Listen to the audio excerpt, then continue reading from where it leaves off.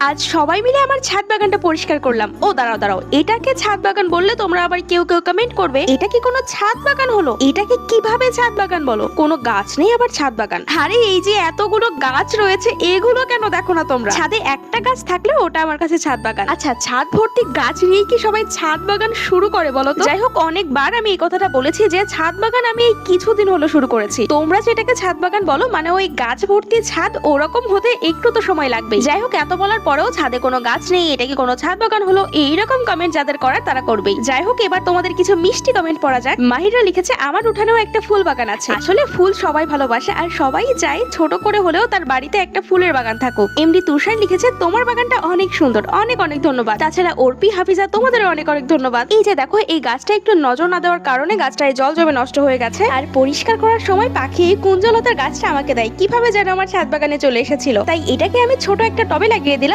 পরে গাছটা বড় হলে বড় টবে লাগাবো। যাই হোক, তোমরা আর কিছুদিন অপেক্ষা করো, দেখবে আমার ছাদ বাগানেও অনেক অনেক গাছ থাকবে। টাটা।